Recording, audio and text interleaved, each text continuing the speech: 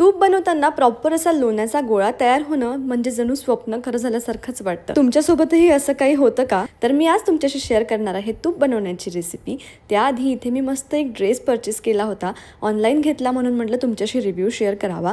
आता उन्हाळ्यात ना असे कॉटनचे ड्रेसेस खूप छान वाटतात हलकं हलकं घालायला घरात, म्हणून मी हा ऑर्डर केला होता। तुम्हाला सुद्धा लिंक हवी असेल तर प्लीज कमेंट करा लिंक म्हणून, तुम्हाला लगेच लिंक मिळून जाईल। पण हां, त्यासाठी तुम्ही मला फॉलो करणं फार गरजेचं आहे। आता तूप बनवण्यासाठी इथे फ्रीज मधली मी साय काढली, 15 दिवस ही साय मी जमा करते आणि त्यानंतर मग याचं तूप बनवायला घेते।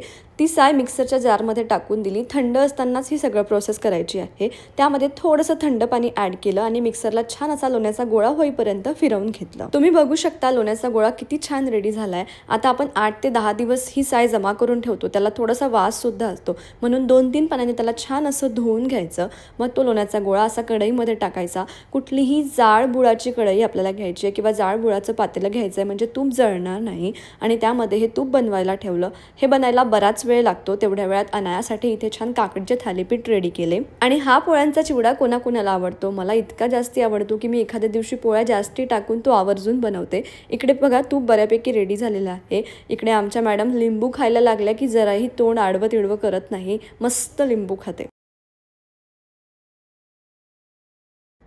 आणि आता तुपाची गॅस मी बंद करून दिली, कारण आता जरी गॅस बंद केली तरी इथनं 10 मिनिटं ते तरी उकळतच राहतं, त्याचं टेम्परेचर कारण कमी होत नाही लवकर।